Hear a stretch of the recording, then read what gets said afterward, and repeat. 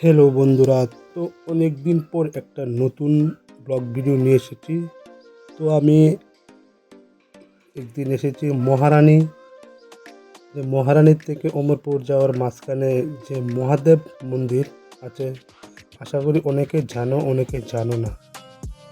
তো 108 সিঁড়ি পেরিয়ে মহাদেব মন্দিরে উঠতে হয়, তারপর বাবা ভোলানাথের দেখা পাওয়া যায়।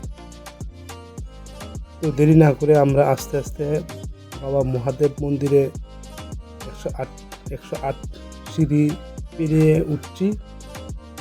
তো বহুত কষ্ট হচ্ছে, অনেক কষ্টের পরেও আমরা বাবা মহাদেবের কাছে পৌঁছে গিয়েছি।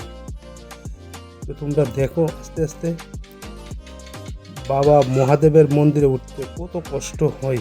108 সিঁড়ি পেরিয়ে ওঠার যে কত কষ্টকর একমাত্র বাবা মহাদেব জানেন। তবু আমরা হাল ছাড়িনি, আস্তে আস্তে অনেক উঁচুতে উঠেছি বাবা মহাদেব মন্দিরে, বাবা মহাদেব মন্দির দেখার জন্য।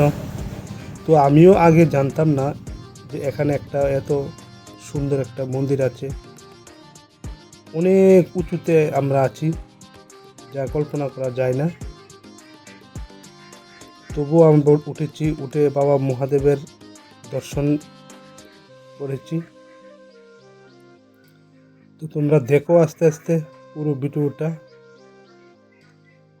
তার যারা যারা এই মন্দিরে গেছো না, তোমরা সবাই এই মন্দিরে যাবে, দেখবে, তোমাদের খুব ভালো লাগবে।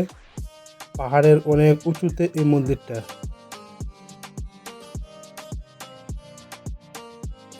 তো যদি আমার এই ভিডিওটা তোমাদের কাছে ভালো লেগে থাকে, নিত্য নতুন আরও ভিডিও দেখার জন্য আমার চ্যানেলটা সাবস্ক্রাইব করবেন, লাইক করবেন।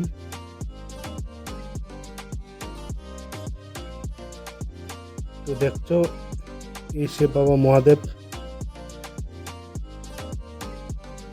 এসে মন্দির, খুব সুন্দর একটা মন্দির তোমরা দেখতে পাচ্ছ।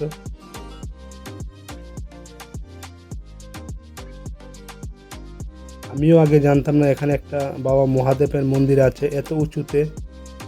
মহারানী টু অমরপুরের মাঝামাঝি যে 108 সিঁড়ি পেরিয়ে বাবা মহাদেব মন্দিরে দর্শন করেছি, এটা আমার কাছে অনেক ভাগ্যবান।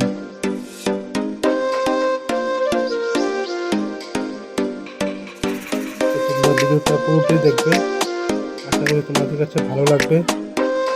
আমরা যে কত উঁচুর উপরে আছি, পাহাড়ের উপরে আছি, দেখো এই দেখো